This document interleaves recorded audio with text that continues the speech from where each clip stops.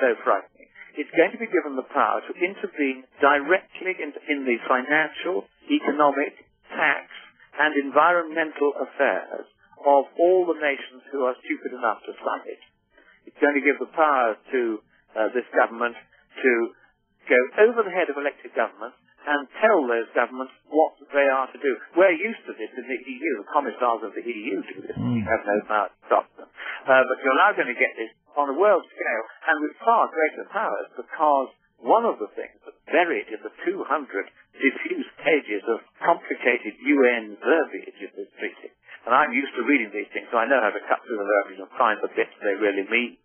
And one of those bits is they want this new world government to take control over all once free markets in the world. All the financial markets, all the trading markets, everything will now come under the control of this world government. The sheer scope, the sheer ambition of this new world government is enormous right from the start. That's even before it starts accreting powers to itself in the way that these entities inevitably always do. It starts out by being more powerful than most governments already are in their own territory, and in the most sensitive areas, in particular the economic areas. And so you're saying that if this treaty is signed, it will take precedence over our constitution, and no one will be able to resile from them, that treaty, unless you get the agreement of all the other signatories to it. That's right, because at the moment there is no provision within this 200-page draft for any country that has signed up to this world government to get out from under its clutches.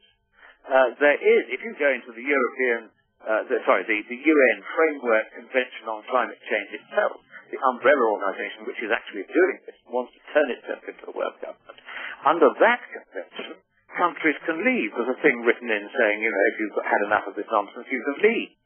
But there's no such provision in this treaty draft as it stands at the moment. Now, of course, we have to be careful and say it is only a draft, but it has been through several negotiating rounds. And as far as I know, not one democratic country has said, hang on a moment, over my dead body am I going to give up? And indeed here we've got Kevin Rudd. We've got Kevin Rudd trying to be Prime Minister of the world, hasn't even acknowledged that such a treaty existed. If I hadn't read what you had said, I would not have known. That, I think, is the most terrifying aspect of the whole thing. If I had not spoken out, nobody, anywhere in the world, would have known that they were playing this really wicked game, and where your democracy is going to be given away in a really substantial sense. And we're not talking about minor powers, just over, how many nukes you can have and this kind of thing. It's really big. It's going to be how you run your economy, what fuel you can burn in your cars, how many cars you can have. It's going to be complete control over world markets in just the same way that the Communist Party used to exercise control over all the markets in the Soviet territory. We're turning the whole world into a Soviet system. And you said in the speech, to the Americans, if it's signed, if Mr. Rudd were to sign it, it will, quote, sign your freedom, your democracy and your prosperity away forever, and neither you nor any subsequent government that you may elect would have any power whatsoever to take it back again. This is serious stuff. It's very serious stuff. I'll tell you why this is. Because international treaties, by their very character, are above the mere constitutions of the nations. And so what happens is that these treaties stand alongside your constitution, but the terms of the treaty take precedence over your own constitution. That's the whole point of treaties. You can't sign a treaty and then say, I didn't mean it, my constitution says I can get out of it. There'd be no point in treaties if you could do that. And so if you sign a treaty, and if there is no provision within that treaty for your withdrawal from its provisions, other than by negotiation, then you have to with all the other states parties to that treaty in order to get out of it. Just stand for a minute, Lord Monckton. Lord Monckton, I'll just interrupt you for a minute. It is 7:30, but I'm going to stay with Lord Monckton. I'm speaking to Christopher Monckton, who is a 56-year-old British politician, a business consultant, a policy advisor, a writer, a columnist, now a peer, Lord Monckton, a former advisor to Margaret Thatcher, and a speech that he's made in America, St. Paul, Minnesota, has drawn attention to details of this so-called climate change meeting in Copenhagen. You said, Lord Monckton, to the Americans, I think it's here in your great nation, which I so love and I so admire, It's here that perhaps at this 11th hour, at the 59th minute and 59th second, you will rise up and you'll stop your president from signing that dreadful treaty, that purposeless treaty. Quote, there's no problem with the climate, and even if there were, economically speaking, there's nothing we can do about it. How can people rise up if they don't know? Well, in America, 1 million people have made hits on the website extract you've just read was made. And so they are now rising up. I'm now going to speak at one or two tea parties. I'm going to be on the major national television show, Glenn Beck, for an hour on Friday next week.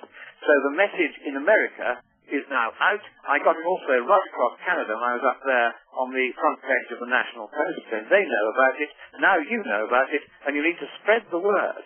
And what we're going to do is put together an instrument of repudiation, which all democratic nations can sign, and the people of their nations can sign, saying this treaty will not speak for us, we will not regard it as binding us, and when we take office once again in government, we will repeal this treaty, and we will not regard it as binding on us. That's the most we can do. Get on to your representatives and tell them you want this treaty. This treaty shall not pass. I'm going to have to go because I'm now due to do another broadcast up in Canada. Good on you. Good to talk to you, but I hope we can talk again.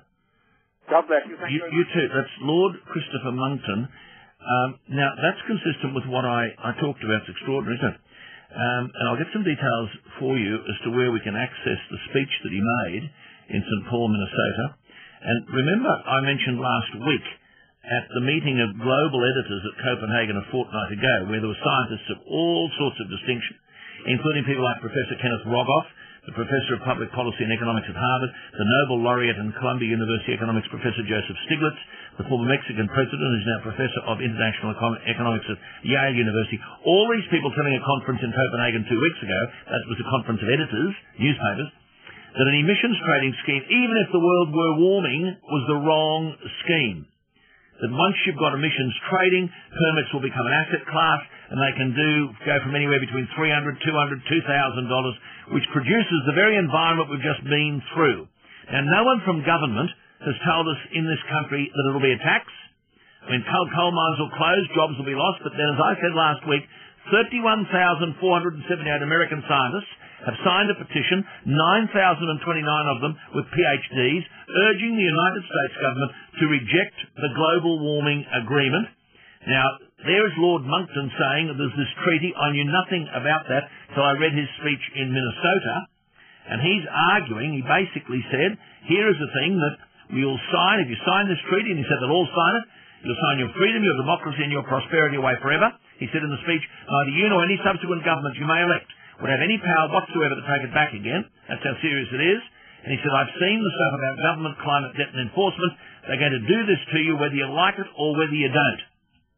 And he said to the Americans, and you heard he's going to another interview there now, I think it's here in your great nation, which I so love, he said to Americans, and so admire, it's here that perhaps at this 11th hour, at the 59th minute and 59th second, you'll rise up and you'll stop your president from signing that dreadful treaty, that purposeless treaty. Now, Peter Harcher, writing at the weekend, said the last time Kevin Rudd had anything to say on what before the election was the great moral and economic challenge of our time, the last time he spoke about it was the 16th of April.